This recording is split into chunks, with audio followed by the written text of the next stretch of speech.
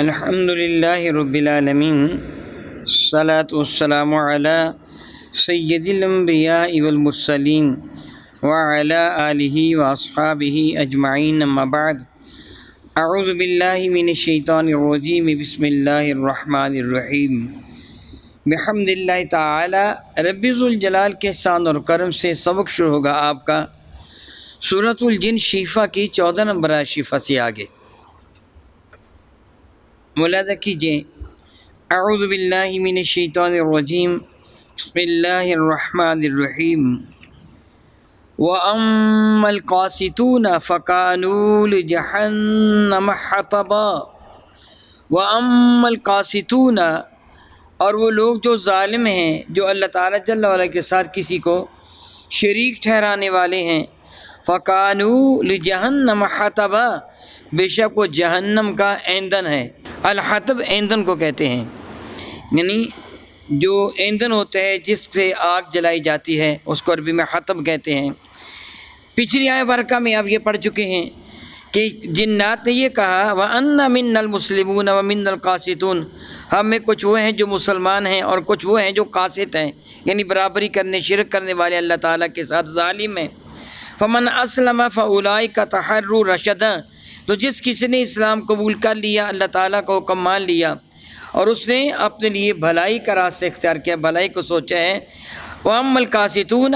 اور وہ لوگ جو قاسط ہیں، یعنی جو ظالم ہیں، جو اللہ تعالیٰ کے ساتھ کسی کو شریک ٹھہرانے والے ہیں، فَكَانُوا لِجَهَنَّمَ حَطَبًا بے شک وہ جہنم کا ایندھن ہیں۔ رب کریم فرماتے ہیں وَأَن لَّوْ اسْتَقَامُوا عَلَىٰ طَرِيقَةٍ، ارشاد فرماتے ہیں اور اگر وہ استقامت دکھاتے صراط مستقیم پر، سیدھی راہ پر چلنے پہ وہ قائم رہ جاتے، استقامت دکھاتے، وہ ڈگمگاتے نہ بلکہ ایمان کی دولت سے سرفراز ہو جاتے، تو لَأَسْقَيْنَاهُم مَاءً غَدَقًا، تو لَأَسْقَيْنَاهُم ضرور بھی ضرور ہم ان کو پانی پلاتے، اسقیناہم سیراب فرما دیتے، ماءً ایسے پانی سے کہ غدقا جو وافر مقدار میں پانی ہوتا۔ علماء کرام ارشاد فرماتے ہیں کہ یہ قول جنات کا نہیں ہے بلکہ پروردگار عالم جل وعلا کے ارشاد گرامی قدر ہے، اور صرف جنات کے لیے نہیں، انسانوں کے لیے، سب کے لیے ہے کہ اگر لوگ صراط مستقیم پہ آ جاتے، اگر وہ نہ ڈگمگاتے، اگر وہ نافرمانی نہ کرتے، تو ہم اپنی رحمت کے دروازے ان پر کھول دیتے، ان پر اپنی عنایات بے پایہ کا نزول فرماتے۔ اہل مکہ 7 سال تک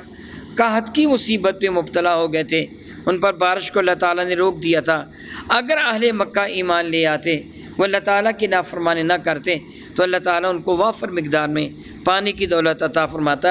گویا اللہ تعالیٰ جل وعلا کے محبوب مکرم کے دامن کرم سے وابستہ ہو جانا، اللہ تعالیٰ جل وعلا پر ایمان لے آنا، دونوں جہانوں کی کامیابی ہے، ایک جہان کی بھی کامیابی ہے، اگلے جہان کی بھی کامیابی ہے۔ رب ذوالجلال ارشاد گرامی قدر فرماتے ہیں لِنَفْتِنَهُمْ فِيهِ، تو ضرور بھی ضرور ہم انہیں آزمائش کے مراحل سے گزارتے۔ وَمَن يُعْرِضْ عَنْ ذِكْرِ رَبِّهِ، یاد رکھیے جس کسی نے اعراض کیا، نافرمانی کی اللہ تعالیٰ جل وعلا کے ذکر سے، عن ذکر ربہ اپنے رب کے ذکر سے، جس کسی نے بھی نافرمانی کی، وہ انسان ہے، وہ جن ہے، کوئی بھی کیوں نہیں ہے، اللہ کی کائنات ارشاد فرماتے ہیں کہ یسلکہ عذابا صعدا، تو معاذ اللہ تعالیٰ جل وعلا، معاذ اللہ تعالیٰ ثم معاذ اللہ تعالیٰ، اللہ تعالیٰ فرماتا ہے ہم اس کو ایک ذلیل کر دینے والے، ایک اونچائی والے، چڑھ جانے والے، صعود کر جانے والے عذاب میں داخل کر دیں گے۔ یعنی جو نافرمانی کرے گا اپنے رب کی، اپنے رب کا ذکر نہیں کرے گا، یعنی جو کفر اختیار کر لے گا، اپنے رب کو نہیں مانے گا، اللہ تعالیٰ فرماتا ہم اس عذاب میں اس کو مبتلا فرمائیں گے، الیاذ باللہ تعالیٰ، جس کی شدت دم بدم، لمحہ بلمحہ بڑھتی ہی چلی جائے گی۔ یعنی دنیا میں آگ ایک حد تک بڑھتی ہے، اس کے بعد بجھنا شروع ہو جاتی ہے، جہنم کی آگ بڑھتی ہی چلی جاتی ہے۔ الیاذ باللہ تعالیٰ ثم الیاذ باللہ تعالیٰ ارشاد فرماتے ہیں وَأَنَّ الْمَسَاجِدَ لِلَّهِ فَلَا تَدْعُوا مَعَ اللَّهِ أَحَدًا، وَأَنَّ الْمَسَاجِدَ، اور اس میں کوئی بھی شک نہیں کہ یہ سجدہ گاہیں ہیں، یہ جو مساجد ہیں، للہ، یہ رب ذوالجلال کے لیے ہیں، یہ اللہ تعالیٰ جل وعلا کی مسجدیں ہیں، یعنی ان جگہوں پر سجدہ اللہ تعالیٰ ہی کو کیا جائے گا۔ مسجد یہ ظرف مکان ہے سجدہ کرنے کی جگہ۔ وَأَنَّ الْمَسَاجِدَ، میرے کریم آقا تاجدار بجم شفیع معظم رحمت عالم صلی اللہ تعالیٰ بھی دائما ابدا اپنی خصوصیت کا ذکر فرماتے ہوئے میرے نبی نے فرمایا کہ اللہ تعالیٰ نے یہ خصوصیت بھی مجھے عطا فرمائی ہے کہ پوری روئے زمین کو میرے لیے مسجد بنا دیا، سجدہ گاہ بنا دیا۔ میرے کریم آقا رسول عربی شفیع معظم رحمت عالم سے قبل جو انبیاء علیہ السلام تشریف لائے ان کی عبادت گاہیں مخصوص تھیں، جس طرح ہمارے قریب ترین جو امتیں ہیں یہود و نصارہ، ان کی عبادت گاہیں مخصوص ہیں۔ یہودی اپنی عبادت گاہ میں جا کے عبادت کرے گا، عیسائی اپنی عبادت گاہ گرجا وغیرہ میں جا کر عبادت کرے گا۔ آپ جانتے ہیں ان کے سوا جو دوسرے کافر ہیں، ہندو اپنے مندر میں جا کر عبادت کرتا ہے، سکھ اپنے گردوارے میں جا کر عبادت کرتا ہے۔ اللہ نے ایمان والوں کو شرف عطا فرمایا، یہ پوری روئے زمین پر جو بھی پاک جگہ ہے وہاں اپنے رب کی نماز ادا کر سکتے ہیں۔ ان پر پابندی نہیں کہ یہ خاص مسجد میں ہی آئے، تو گویا جہاں بھی تم سجدہ کرو گے، علماء کرام ارشاد فرماتے ہیں جگہ سے مراد یہ ہے جہاں بھی تم سجدہ کرو گے اپنے رب کو سجدہ کرو گے، اپنے رب کے سوا کسی اور کو سجدہ نہیں کرو گے۔ اگر اس سے یہ معروف معنوں میں مسجدیں مراد دی جائیں تو علماء کرام ارشاد فرماتے ہیں مشرکین، یعنی یہ کافر تو کافر ہے، ان کے سوا وہ جو یہود و نصارہ ہیں اہل کتاب، وہ بھی اپنی عبادت گاہوں میں اپنے رب کے ساتھ کسی کو شریک ٹھہراتے تھے، جس طرح عیسائی حضرت عیسیٰ کو، یہودی حضرت عزیر کو اللہ تعالیٰ جل وعلا کا شریک ٹھہراتے اور اپنی عبادت گاہوں میں شریک ٹھہراتے۔ الحمدللہ تعالیٰ ایمان والا مسجد میں اپنے رب کے ساتھ کسی کو شریک نہیں ٹھہراتا، ایمان والے چیز کی پابندی کرتا ہے۔ دوسری یہ فرمایا گیا کہ جو بھی عبادت کرو گے اپنی مساجد میں وہ اپنے رب کی رضا کے لیے عبادت کرنے والے ہوگے، اپنے رب کی پرستش کرو گے۔ ان المساجد للہ، مسجد اللہ تعالیٰ کے لیے ہیں۔ میرے کریم آقا حضور نبی مرشد رحمت عالم صلی اللہ تعالی وسلم نے مسجد میں خرید و فروخت کرنے سے منع فرما دیا۔ میرے اور آپ کے کریم آقا رسول عربی نے اشارہ گرامی قدر فرمایا اگر مسجد میں تم کوئی ایسی شے تلاش کرتے پاؤ جو کسی کی گم ہو گئی ہو، اسے کہو کہ اللہ کرے تیری شے نہ ملے۔ جس طرح ایک آدمی کی اونٹنی گم ہو گئی تھی، مسجد میں اس نے میرے نبی سے عرض کیا یا رسول اللہ میری اونٹنی گم ہو گئی ہے، صحابہ میں اعلان فرما دیجئے، وہ بتائیں کہ میری اونٹنی کہاں ہے۔ میرے کریم فرمایا اللہ کرے تیری اونٹنی نہ ملے، اللہ یعوذ باللہ تعالیٰ ملنی تھی اب پھر بھی نہیں ملے گی، ملے گی نہیں کہ حضور نے کہہ دیا نہ ملے۔ وہ مسجدوں میں اس چیز کی اجازت نہیں ہے، بلکہ علماء نے فقہاء کرام نے مسجد میں اللہ تعالیٰ کے سوا کسی غیر سے سوال کرنے سے بھی منع کر دیا۔ مسجد میں سوال کیا جائے گا تو اپنے رب سے سوال کیا جائے گا اپنی ذات کے لیے، کسی اور سے نہیں مانگا جائے گا۔ مسجد میں سوال کرنا بھی گناہ ہے، علماء کرام نے نقل فرمایا، اور سائل کو دینا بھی گناہ ہے۔ جو مسجد میں سوال کرنے والا ہو اس کو دینا بھی گناہ ہے، سوال کرنا بھی گناہ ہے۔ ہاں البتہ نیکی کی دعوت دی جا سکتی ہے، یعنی کوئی کہہ سکتا ہے یہ غریب ہے اس کی مدد کرو، یہ جملہ کہنا کسی کو نیکی کی ترغیب دینا ہے۔ ایسے ہوتا تھا میرے کریم آقا فرما دیتے تھے کہ یہ لوگ ان کی امداد کر دی جائے، لیکن اپنی ذات کے لیے سوال کرنے کی اجازت نہیں ہے کہ کوئی آدمی اپنی ذات کے لیے سوال کرے۔ رب کریم فرماتا فَلَا تَدْعُوا مَعَ اللَّهِ احدا، تو مساجد میں اللہ تعالیٰ کے ساتھ کسی کو تم شریک نہ ٹھہرانا، وہ کہیں بھی جائز نہیں ہے۔ وَأَنَّهُ لَمَّا قَامَ عَبْدُ اللَّهِ يَدْعُوهُ كَادُوا يَكُونُوا عَلَيْهِ لِبَدًا وَأَنَّهُ لَمَّا قَامَ عَبْدُ اللَّهِ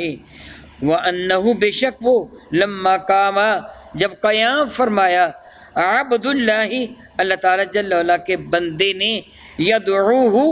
اپنے رب کی عبادت کرتے ہوئے، اس کو پکارتے اس کی عبادت کرتے ہوئے۔ مفسرین کرام نے یہاں مختلف تفاسیر فرمائی ہیں۔ علامہ ابن کثیر نے اس کے تاریخ نقل کیا ہے کہ رسول رحمت صلی اللہ علیہ وسلم جب نماز ادا فرما رہے تھے، جنات نے رسول رحمت کی قرات کو سنا، قرآن کریم کی تلاوت کو سنا، تو ان کو اتنا لطف آیا، جنات حضور پر اس طرح جھپٹ رہے تھے جس طرح شمع پر پروانے جھپٹتے ہیں، لیکن حضور کو محسوس نہیں ہو رہا تھا۔ جنات کے مس سے لمس سے بظاہر انسان کو کچھ محسوس نہیں ہوتا، جس طرح اللہ بہتر جانتا ہے ایک جگہ کتنے جنات ہوں گے، بلکہ ایک روایت ہے کہ جس کا مفہوم یہ بنتا ہے اگر سارے جنات ظاہر کر دیے جائیں جو روئے زمین پر ہیں تو تمہیں قدم رکھنے کو جگہ نہ ملے، اتنی کثرت کے ساتھ وہ ہیں۔ اگر ہمارے ساتھ ماسک ہوتے بھی ہیں تو ہمیں اس کا احساس ہی نہیں ہوتا، ملائکہ ہمارے کندھوں پہ جو تشریف فرمائے ہیں ہمیں ان کا احساس ہی نہیں ہوتا، یعنی یہ بظاہر غیر محسوس ہیں، محسوس نہیں ہوتا۔ میرے کریم آقا پر وہ جپٹ رہے تھے لیکن میرے کریم آقا کو محسوس نہیں ہو رہا تھا، یعنی وہ اظہار عقیدت و محبت میں سب کچھ کر رہے تھے، جس طرح شمع پر پروانے جبڑتے ہیں۔ ایک اس کی یہ تفسیر ہے۔ اس کی دوسری تفسیر یہ ہے کہ میرے اور آپ کے کریم آقا رسول عربی کو جنات نے دیکھا، یہ بھی علامہ ابن کثیر نے نقل فرمایا۔ فرماتے ہیں بعض صحابہ کرام کے نزدیک اس کی تفسیر یہ ہے کہ جنات نے صحابہ کرام کو ملاحظہ کیا کہ صحابہ کرام اپنے محبوب پر دیوانہ وار قربان ہو رہے ہیں۔ حضور نماز ادا کرتے ہوئے کھڑے ہوتے سارے کھڑے ہو جاتے ہیں، رکوع میں جاتے سارے رکوع میں چلے جاتے ہیں، سجدہ میں جاتے سارے سجدہ میں چلے جاتے ہیں، گویا اس انداز سے اطاعت و فرمانبرداری کرتے ہیں کہ جس کی دنیا میں مثال نظر نہیں آتے، کیونکہ جنات نے پہلی مرتبہ مسلمانوں کو نماز پڑھتے ہوئے دیکھا تھا۔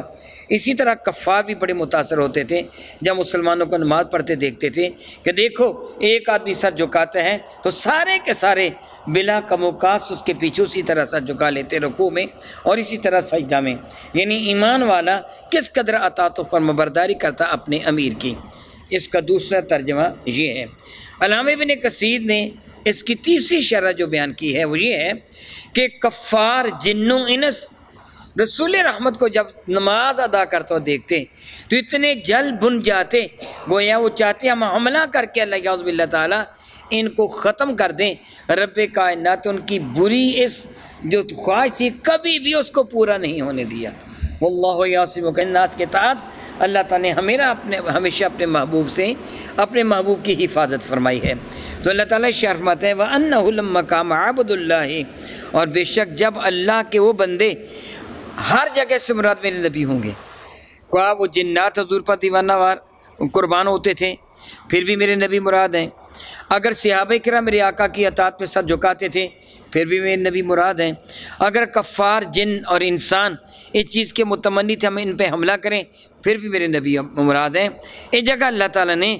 یہ نہیں فرمایا کہ میرے محبوب بلکہ فرمایا اللہ کے بندے، یعنی اللہ تعالیٰ جل وعلا کی حقیقی طور پر جو بندگی کرنے والے ہیں وہ میرے کریم آقا ہیں۔ لما قام عبد اللہ، اور جب اللہ کے یہ برگزیدہ بندے کھڑے ہوئے یدعوہ اللہ تعالیٰ جل وعلا کی عبادت و بندگی کرتے ہوئے، کادو قریب تھا کہ یکون علیہ لبدا، وہ ان پر ٹھٹ کے ٹھٹ بن جاتے، ان کے ڈھیر ان پہ لگ جاتے۔ کل آپ ان کو ارشاد فرما دیجئے کہ انما ادعو ربی، بے شک میں تو اپنے رب کی عبادت کرتا ہوں، میں اسی کو پکارتا ہوں، اسی کی پرستش کرتا ہوں، ولا اشرک بہ احدا، اور میں اپنے رب کے ساتھ کسی کو کبھی بھی شریک نہیں ٹھہراتا، یعنی کبھی بھی شریک نہیں ٹھہراتا۔ جس طرح کافروں نے میرے اور آپ کے کریم آقا حضور نبی مرشد رحمت عالم سے عرض کیا تھا صلی اللہ تعالیٰ حبیبی دائما ابدا، آپ ہمارے بتوں کو مان لیں ہم آپ کے رب کو مان لیتے ہیں، ہم ایک ہی قوم بن جائیں گے۔ تو ان کے جواب میں کیا کہا گیا تھا؟ قل یا ایھا الکافرون لا اعبد ما تعبدون، اور یہ کافرو جس رب کی میں عبادت کرتا ہوں تم اس کی بات نہیں کرتے، لا اعبد ما تعبدون، میں عبادت نہیں کرتا ان کی جن کی تم عبادت کرتے ہو، ولا انتم عابدون ما اعبد، اور تم بھی تو اس کی عبادت نہیں کرتے ہو جس کی میں عبادت کرتا ہوں۔ اور آخر میں کیا فرمایا؟ لکم دینکم ولی دین، جو تمہارے لیے تمہارا راستہ ہے میرے لیے میرا دین ہے۔ یا الکافرون، اے کافرو، لا اعبد ما تعبدون، میں ہرگز عبادت نہیں کرتا ان بتوں کی جن کی بات تم کرتے ہو۔ اے محبوب ان کو فرما دیجئے کہ میں اس رب کی بات کرتا ہوں جو واحد القہار ہے، میں اپنے رب کے ساتھ کبھی بھی کسی کو شریک نہیں ٹھہراتا۔ قل انما ادعو ربی فرما دیجئے بے شک میں بندگی کرتا ہوں، عبادت کرتا ہوں اپنے رب کی، ولا اشرک بہ احدا، اور میں اپنے رب کے ساتھ کبھی بھی کسی کو شریک نہیں ٹھہراتا۔ کل ان کو یہ ارشاد فرما دیجئے انی لا املک لکم در ولا رشدا، یاد رکھیے میں تمہیں گویا نصیحت تو کرتا ہوں لیکن لا املک میں اختیار نہیں رکھتا لکم تمہارے لیے درن تمہیں نقصان پہنچانے کا، ولا رشدا اور نہ ہی تمہیں بھلائی کا دینے کا کچھ اختیار رکھتا ہوں، میں اختیار نہیں رکھتا۔ ہاں اگر اختیار رکھتے ہیں تو کون رکھتے ہیں؟ کل انی لن یجیرنی من اللہ احد، ان کو فرما دیجئے کہ اے محبوب مکرم میں ہرگز انی میری یہ حالت ہے لن یجیرنی من اللہ احد، مجھے اللہ تعالیٰ سے کوئی بھی نہیں بچا سکتا، اللہ یعوذ باللہ تعالیٰ، اگر میں شرک کروں، اگر میں اللہ تعالیٰ کے ساتھ کسی کو شریک ٹھہراؤں تو تم ہے، میں تو یہ اقرار کرتا ہوں مجھے بھی میرے رب سے کوئی نہیں بچا سکے گا۔ یعنی شرک کرنے والا کوئی بھی کیوں نہ ہو اللہ تعالیٰ اس کو سزا دیتا ہے۔ یہ ناممکن کو ناممکن پر معمول کیا گیا ہے کہ تم یہ کہتے ہو کہ ہمارے ساتھ تم مل جاؤ، ہمارے بتوں کو معاذ اللہ تم مان لو، تو میں تمہیں یہ اعلان تمہارے سامنے کرتا ہوں میں کبھی بھی بتوں کو نہیں مانوں گا، کیونکہ میں جانتا ہوں کہ میں یہ شرک کبھی بھی نہیں کر سکتا، غیر ممکن ہے میری جانب چیز کی نسبت کرنا، کیونکہ میرا رب مجھے معاذ اللہ تعالیٰ سماذ اللہ تعالیٰ معاف فرمائے اگر سزا دینا چاہے تو تم میں کوئی بھی مجھے بچا نہیں سکتا میرے رب سے۔ وَلَنْ أَجِدَ مِن دُونِهِ مُلْتَحَدًا، اور نہ ہی میں پاتا ہوں اپنے رب کے سوا کوئی بھی پناہ گاہ۔ وہ جس طرح بعض اوقات کوئی لالچ دیتے ہیں آپ ہمارے ساتھی ہو جائیں، ہم اپنی جان مال اولاد کے ساتھ تمہارے ساتھ ہوں گے، جس طرح اس گاؤں میں مجھے بھی کہا گیا تھا آپ ہمارے ساتھ ہو جائیں ہماری لاٹھیاں تمہارے ساتھ ہوں گی، یعنی ہم تم پر اپنی جان قربان کریں گے۔ تو ایمان والا کبھی بھی باطل کے ساتھ صلح نہیں کرتا ہے، ممکن ہی نہیں ہے۔ کفار نے میرے نبی سے یہی کہا تھا کہ آپ ہمیں یوں نہ لتھڑا کریں، ہمارے بتوں کو برا نہ کہیں، آپ ہمارے بتوں کو مان جائیں، ہم آپ کے ساتھ ہیں، آپ کی فوج میں شامل ہیں، اپنی جان اپنا مال اپنی اولاد سب کچھ آپ پر قربان کر کے ہر اعتبار سے آپ کی حفاظت کریں گے۔ میرے نبی نے کیا ارشاد فرمایا؟ مجھے میرے رب کی پناہ چاہیے، میرے رب کے مقابلہ میں میری کوئی بھی مدد نہیں کر سکتا۔ اگر میں شرک کروں گا تو مجھے ڈر ہے میرا رب مجھ کو بھی سزا دے گا، تم مجھے نہیں بچا سکتے ہو، یعنی کوئی بھی کسی کو نہیں بچا سکتا۔ یہاں سمجھانے کا بڑا آسان انداز اختیار کیا گیا ہے، جس طرح میں اگر کوئی کام کرتا ہوں، میں دوائی دیتا ہوں، بطور مثال میں دوائی دیتا ہوں، میرا بیٹا یہ کہے کہ بغیر ٹوکن کے میں بھی دوائی نہیں لے سکتا، گویا تیری حیثیت کیا ہے؟ تو تھرڈ پرسن تو حیثیت کیا رکھتا؟ میں بیٹا ہوتا ہوا بھی بغیر ٹوکن کے دعائیں لے سکتا، جس طرح وہ مجھے یہ کہہ دے۔ اسی طرح رب کریم کے محبوب مکرم نے ارشاد فرمایا، یعنی اللہ نے ان کو حکم دیا، میرے نبی نے فرمایا میں بھی شرک کروں تو میرے رب سے مجھے کوئی بھی نہیں بچا سکتا، اور میرے رب کی پناہ کے سوا میری کوئی بھی پناہ نہیں۔ جب میں رب کا محبوب ہو کر یہ حالت رکھتا ہوں تو تم کس بات کی مولی ہو؟ تم کیسے بچ جاؤ گے جہنم کی آگ سے؟ تمہیں کون پناہ دے سکتا ہے؟ او کما قال اللہ تبارک و تعالی واللہ تعالی اعلم باسرار کتابی۔